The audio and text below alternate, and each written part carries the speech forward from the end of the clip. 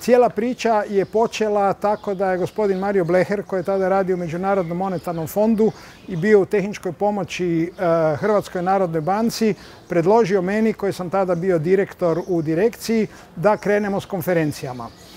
Guverner Pero Jurković tadašnji je to objeručke prihvatio i prva dubrovačka konferencija je krenula. Moram reći da tada još Hrvatska bila dobrim dijelom okupirana. Podsjećam, to je bilo nakon Bljeska, ali prije operacije Oluja 1995. godine. Tako da je stvarno bilo veliki uspjeh dovesti prva svjetska imena ekonomije i na neki način to je bilo, rekao bih, ekonomsko priznanje u akademskom smislu Hrvatske, a i svakako centralne banke.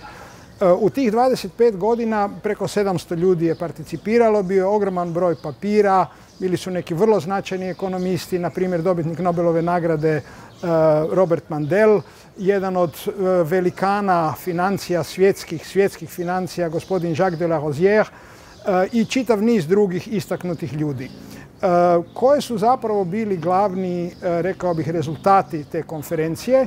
U uskom materijalnom smislu, ako tako možemo reći, to je bilo nekoliko objavljenih knjiga. Sa prve konferencije smo gospodin Bleher i ja editirali, uredili 5 knjiga koje su objavili najveći svjetski izdavači kao Cambridge University Press i tako dalje. Nakon toga su se odlučili u Hrvatskoj narodnoj banci da objavljuju glavne radove kroz simpozij, tako da je, rekao bih, i svjetska javnost, akademska posebno, bila upoznata sa događanjima.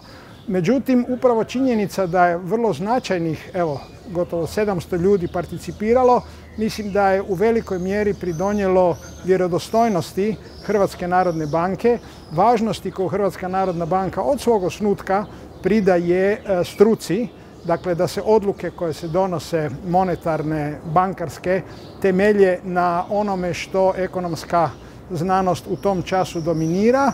I to je upravo kroz taj indirektni, rekli bismo, učinak mreže, network effect, u značajnoj mjeri pridonijelo.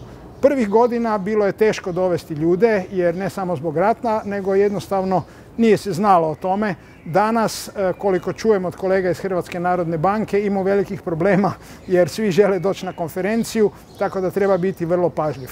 Rekao bih da je ovih 25 godina veliki uspjeh za konferenciju i značajna međunarodna stvar za Hrvatsku narodnu banku.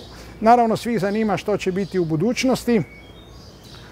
Budućnost je po definiciji neizvjesna. Kao što kažu, teško je predviđati, a posebno ono što će se dogoditi u budućnosti, no ja se toplo nadam da će barem u nekoliko godina se nastaviti ne samo kao tradicija, nego kao nešto što i mladim ekonomistima, ali i onim iskusnima daje i prozor u svijet, a ujedno je i pristup Hrvatske ka međunarodnim ekonomskim temama.